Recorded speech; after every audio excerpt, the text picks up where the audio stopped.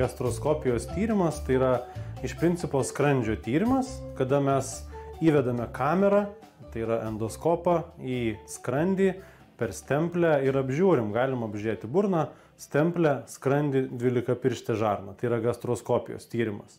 Su tuo pačiu endoskopu gyvūnams galima atlikti dar papildomai ir kolonoskopiją. Tai yra storosios žarnos apžiūra. Tai pradedant nuo tiesiosios, gaubtinė žarna, akloji žarna. Tai mes galim apžiūrėti, sakykime, tą endoskopą turėdami ir paruošę pacientą tam, sakykime, trečdalį, gal ketvirtadalį žarnynų.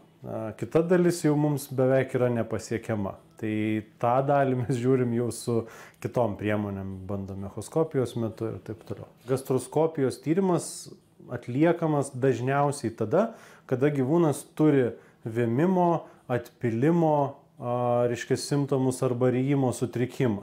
Tai yra dažniausios tos vadinamos indikacijos. Taip pat galima atlikti ir dažnai yra atliekama, kada būna svetimkūnis priekiniai virškinimo trakto dalyje. Tai yra stemplėje arba skrandyje. Galima pašalinti tuos svetimkūnius neprapjovus gyvūną, kitaip sakant, netliekant kažkokių tai pjūvių. Tai yra mažai invazyvi procedūra.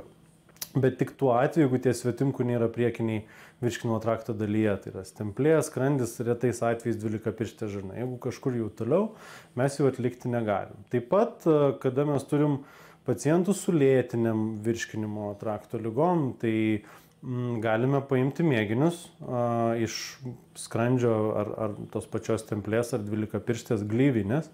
Galim atlikti histologinius, citologinius, mikrobiologinius tyrimus. Tai kada gyvūnas serga, vemia, tai tų priežasčių yra aibės, tai endoskopijos metu mes galim atmesti tokius dalykus arba patvirtinti kaip opas, svetimkūnius, onkologinius susirgimus, kažkokias išvaržas, stemplės, skrandžio, išsiplėtimus organų ir taip toliau. Kalbant iš savo praktikos, tai yra dažnos problemos, su kuria gyvūnai susiduria, būtent virškinimo trakto problemos ir panašiai? Taip, gastroskopijos tyrimas yra atliekamas kasdien. Ta prasme, mes turim pacientus kasdieną, atliekam gastroskopiją ir tų pacientų gama yra įvairi, nuo labai sunkiai sergančių virškinimo sistemos susirgimais iki lengvų lėtinių susirgimų.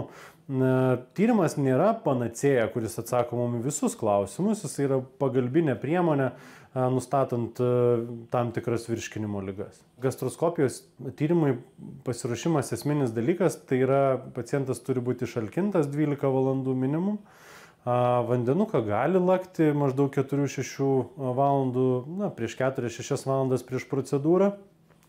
Tai yra vienas svarbiausių dalykų.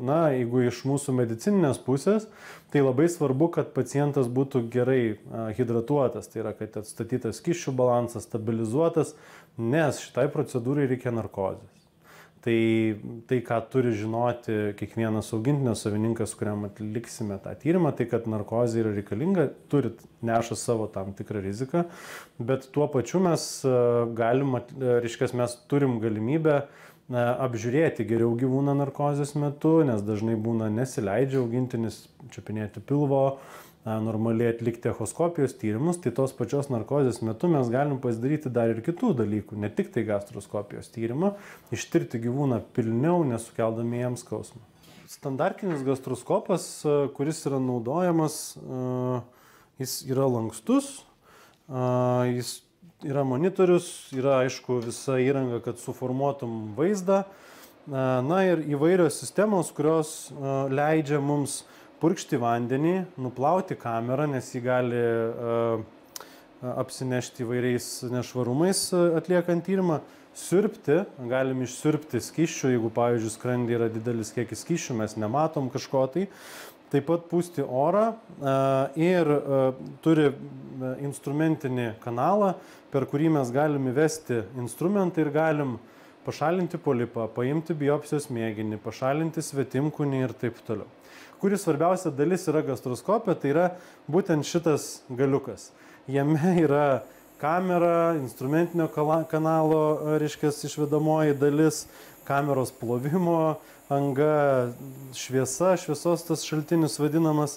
Ir būtent va šitame galiuke esanti visa aparatūra laidais keliauja į procesorių ir duoda mums vaizdą. Tai mes ekrane, kada atliekam gastroskopijos tyrimą, mes va galiu į ranką įdėti ir mes va matom padidintą pakankamai vaizdą. Taip?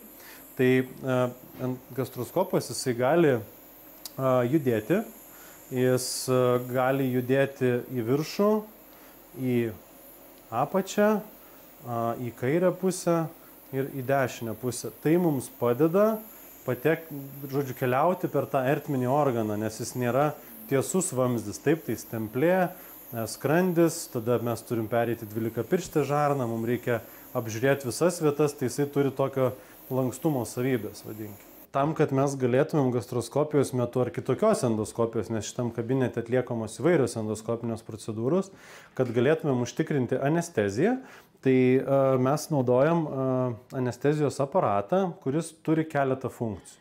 Tai visų pirma, aparatas tiekia 100% deguonį. Taip gyvūnas anestezijos metu geriau įsisavina deguonį, nes kada mes taikom narkozę, tą vadinamą anesteziją bendrą, sulėtėja šiek tiek širdies veikla, susilpnėja šiek tiek kvėpavimas. Dėl to tas deguonies pasisavinamumas yra šiek tiek sumažėjęs, todėl duodami didesnę koncentraciją deguonies mes užtikrinam, sakykime, sklandžią narkozę, sklandžias gyvybinės funkcijas. Ypatingai gyvūnams, kurie turi kažkokių kvėpavimo sistemos ar širdies ligų, jiems yra būtina. Sekantis dalykas, tai yra mes galime tiekti narkotinės dujas, tai yra skirtingos dujos, kuriomis mes palaikome narkozę. Tai gyvūnas įkvepia, gauna tų dujų ir tam tikrą koncentraciją ir jis visos narkozės metu stabiliai miega, būna stabili narkozė, neatsibunda, mums nereikia daleidinėti vaistų kažkokių į veną ar į raumenis. Tai anestezija. Ir taip pat šitas aparatas, jisai turi dirbtinę plaučių ventiliaciją. Jeigu atsitiktų taip, kad mes turime gaivinti gyvūną arba, sakykime, operuoti atvirą krūtinės ląstą ar dar kažką, mes galim užtikrinti dirbtinę plaučių ventiliaciją. Tai šitas aparatas pritaikytas veterinariniai medicinoje, galim nustatyti parametrus nuo mažo paciento iki didelio paciento ir užtikrinti, kad jam būtų įpučiamas deguonis į plaučius tam tikrą kiekį kartų ir tam tikrą tūrį.